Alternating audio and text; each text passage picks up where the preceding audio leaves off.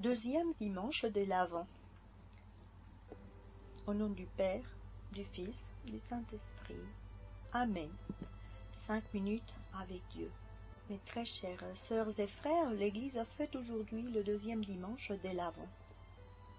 Proclamation des Saints Évangiles selon saint Marc, chapitre 1, versets 1 à 8. Commencement de l'Évangile de Jésus-Christ, Fils de Dieu, selon qu'il est écrit dans le prophète Isaïe, « Voici que j'envoie mon messager en avant toi pour qu'il te prépare ta route. Voix de celui qui crie dans le désert.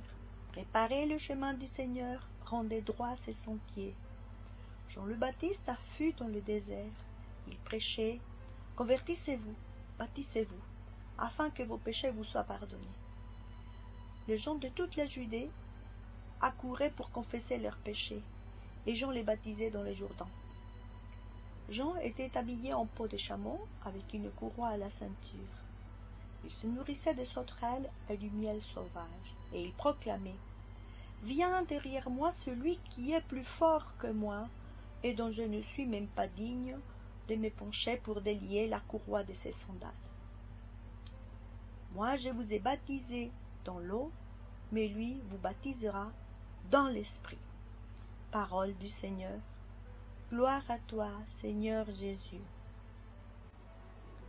Je ne suis même pas digne de me pencher pour délier la courroie de ses sandales, nous dit Jean. La grandeur de Jean le Baptiste est précisément de se faire tout petit. C'est un grand prophète dont tout le monde en parle. C'est pour cela que les chefs des Juifs l'interpellent et lui demandent « Qui es-tu » Et Jean leur répond « Je suis une voix qui crie dans le désert. Préparez les chemins du Seigneur. » Je suis la voix qui crie. Et Jean n'a plus rien dit de lui. Il n'a montré ni ses titres ni ses richesses humaines. Il n'a pas dit non plus « je suis », mais « je vis pour une mission ». Il n'a pas dit non plus « je suis la mission pour laquelle j'ai été envoyé ». Il a été et a vécu pour la mission. Il a vécu pour Dieu. Le reste, on ne comptait pas.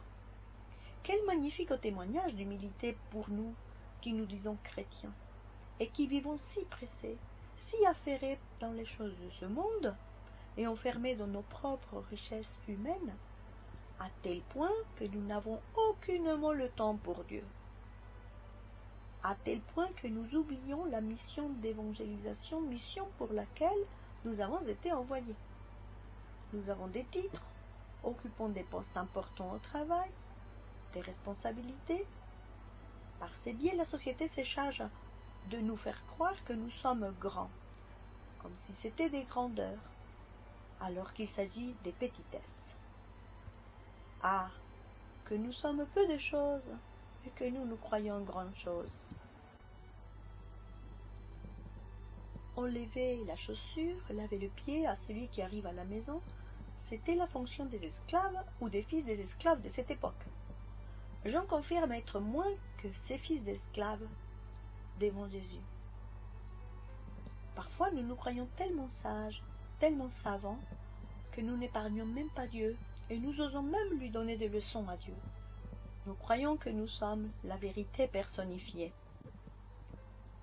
Quand Jésus arrive à Jourdain pour se faire baptiser par Jean, ce dernier lui dit « C'est toi qui devrais me baptiser. » Lorsque plus tard on apporte à Jean des commentaires sur la croissance de la mission de Jésus, Jean dira « Il est nécessaire que je me fasse tout petit afin que le Christ grandisse. » À l'image de Jean, nous sommes appelés parfois à nous humilier, à nous taire devant une insulte, à avaler la colère, à agir en faveur de l'Église, en faveur de l'Évangile, à nous faire petits pour que le Christ grandisse, à dire non devant tant de propositions malhonnêtes et indécentes qui nous auraient tant facilité nos vies.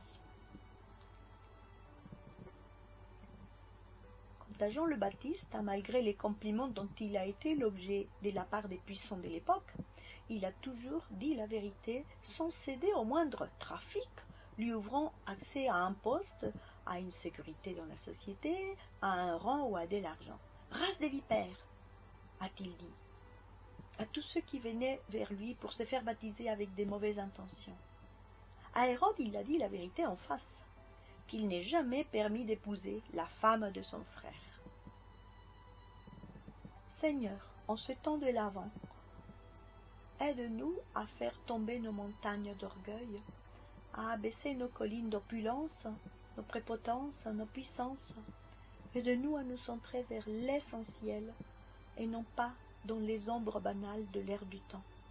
À nous centrer vers ceux qui a une vraie valeur dans l'appel que tu nous fais. Que nous cherchions toujours à te plaire et à être attentifs envers tout ce qui peut être agréable à nos frères. Gloire au Père, au Fils et au Saint-Esprit, comme il était au commencement et dans les siècles des siècles. Amen. Que la bénédiction de Dieu, Père, Fils et Saint-Esprit, soit sur nous et nous accompagne aujourd'hui et à jamais. Amén.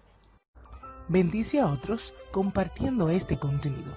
Dale like, suscríbete y activa la campanita de las notificaciones.